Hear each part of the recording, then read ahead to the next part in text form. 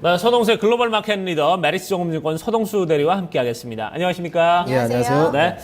자, 제가 조금 전에 이제 미국이 이제 더 이상 될 핑계가 없다. 이제 혹한에 대한 핑계는 더 이상 될 수가 없다. 이렇게 얘기를 했는데 서동수 대리가 늘 하던 얘기예요. 예. 좀 이런 부분에 대해서 저희가 이번 시간에 좀 체크를 해봐야 될 텐데 먼저 서동수 대리가 준비한 내용들 저희가 한번 확인을 해보도록 하겠습니다. 네. 자, 달러의 귀환에 대해서 좀 얘기를 나눠보도록 하겠습니다. 경제 지표들 썩 좋지 못하게 나오다 보니까 아무래도 그동안 쭉 보여왔던 강달러 흐름 떨어질 수밖에 없는 그런 상황이에요. 네, 역사적으로 그 달러가 이렇게 강력한 모습을 보여줬던 것이 한 3번 정도 있었습니다. 최근 들어서는 4월 달 이후로 한 7% 이상 오를 정도로 유로화 대비해서요. 달러가 굉장히 빨리 올랐었고요. 연초 대비해서는 20% 넘는 상승률을 보여주다가 최근 들어서 한 5% 정도 지금 조정이 된 상태다. 이렇게 달러 인덱스가 오를 때에는 금리 상승, 그러니까 경기에 대한 자신감, 미국 경제의 자신감이 가중이 되면서 금리가 인상이 되고 이런 것들로 인해서 신흥자금이라든가 여러 가지 위험자산에서 비위험자산으로 이렇게 좀 이동을 하는 모습들이 항상 연출이 됐었는데요. 이번에 있어서 이번 달러의 강세가 어디까지 이어지느냐. 약간 일방으로 한 20% 가까이 이렇게 오르게 되면 결론적으로 금리 상승으로 이어질 가능성이 상당히 높아진다는 점에 있어서 제가 지난주에도 말씀드렸지만 달러의 흐름에 따라서 금리 상승이 결정될 가능성이 상당히 크다. 큰 증거로 봐야 된다 이렇게 말씀을 드렸었는데요. 네. 최근 들어서는 이 달러 가치가 이렇게 떨어지면서 달러 이거 생각보다 별로다. 그래서 계속 하락하는 거 아니냐. 어떻게 보면은 이제 미국 장기 국채에 대한 그 선호도가 최근 들어서 많이 좀 줄었다가 다시 이제 반등을 하기는 했지만 네. 달러 같은 경우에도 이런 동조화를 보이느냐 아니냐 이런 거에 따라 또 시장이 또 쫓아가느냐 아니냐 이런 거에 따라서 달러의 흐름이 상당히 좀 중요하다라고 이렇게 말씀을 드리고 싶습니다. 네.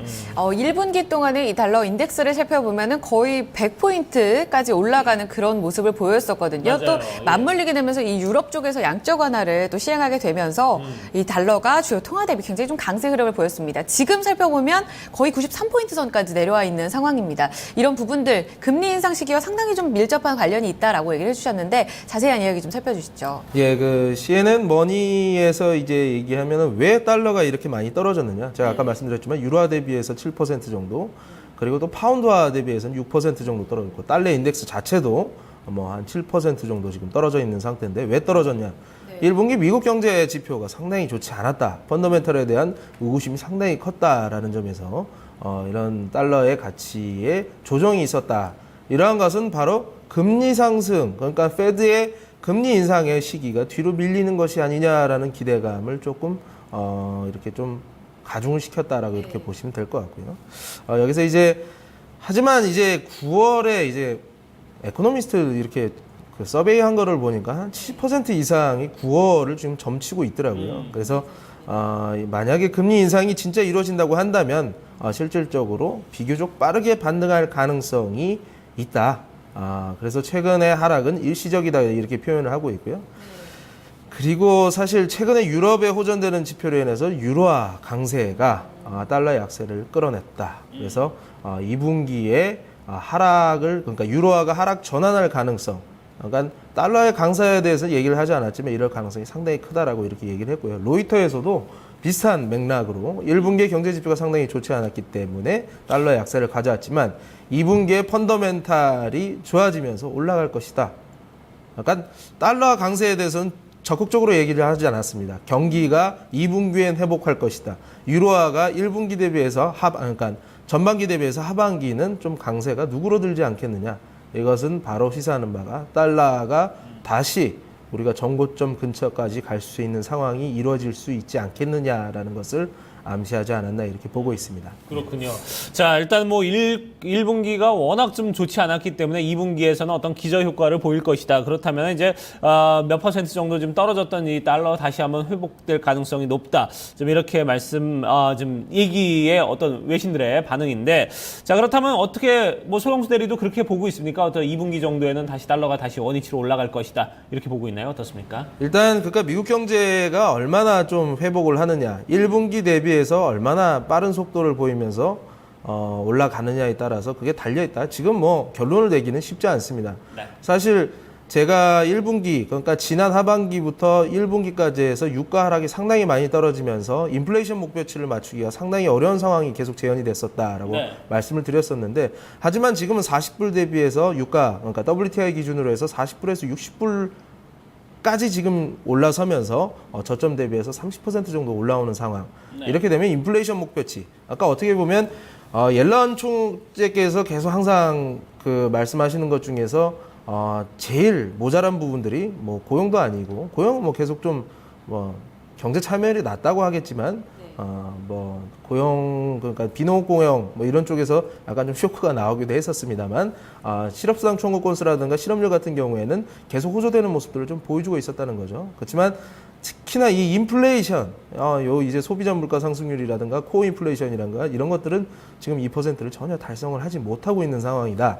이렇기 때문에 이런 WTI가 어떻게 보면 페드도 불편해하고 이렇기 때문에 좀 올라오면서 인플레이션을 만족시키게 되면 1분기 대비해서 2분기 지표들이 상당히 좀 호전이 되게 되면 9월달, 6월은 아니더라도 9월달에는 좀 어느 정도 금리를 상승시킬 가능성이 상당히 크지 않느냐라는 게 저의 생각일 뿐만 아니라 많은 이제 에코노미스트들의 생각입니다. 그러면은 이제 2분기에는 어떻게 좀 주식도 주가도 좀 다시 좀 올라갈 상승 가능성 여지가 높다 이런 얘기가 되나요? 예, 맞습니다. 그러니까 결론적으로는 9월 달에 금리 상승, 그러니까 금리 상승을 한다는 게 경기에 대한 자신감, 미국 경제에 대한 자신감이 나오는 것이 아니냐. 하지만 우리는 미국은 아니잖아요. 미국은 아니기 때문에 우리 신흥국 같은 경우에는 이제 자금 유출이 어느 정도는 이루어질 수 있기 때문에 이런 부분에 있어서 그 9월을 기준으로 해서 9월에 금리가 상승이 되는 것을 결정하는 그 이전의 연준의 결정이 이루어지는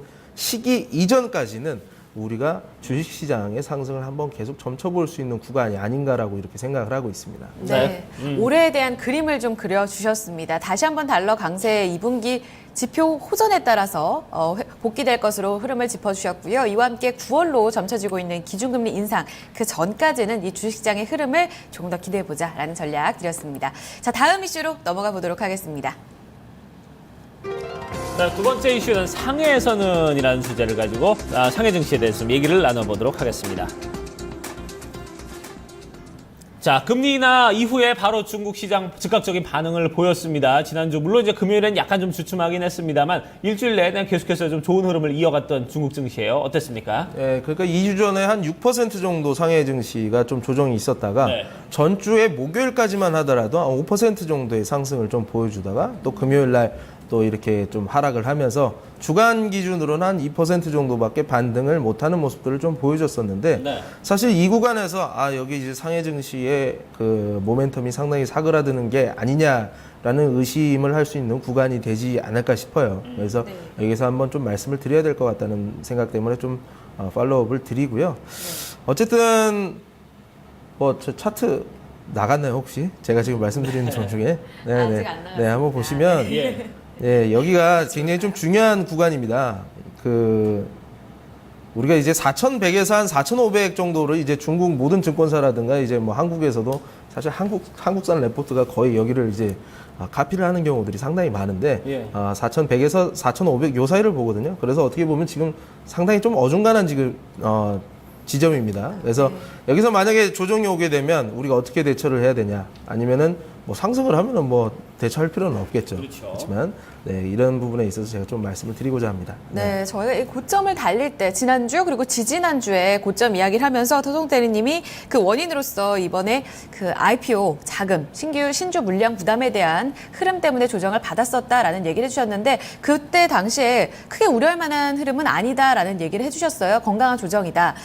자, 이번 주에 그와 관련한 이슈가 상당히 좀 불안해 보이거든요. 이런 부분들은 좀 어떻게 지켜봐야 될까요? 뭐 이게 뭐 판을 깰 만한 이슈는 전혀 아니고요. 항상 중국 증시는 IPO를 앞두고 나서 항상 조정을 보이는 모습들. 그러니까 시중 자금들이 가지고 있던 주식들을 팔아가지고 IPO 자금에다가 조금 집어넣는 이런 현상들을 항상 보이면서 조정을 많이 보여줬었거든요.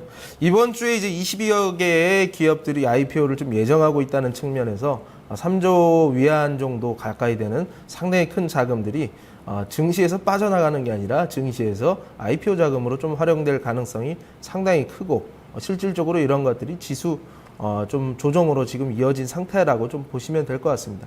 그리고 제가 또 이제 중국 쪽에서 나오는 이런 뭐 소식들을 좀 하나 또 정리를 해드리면요.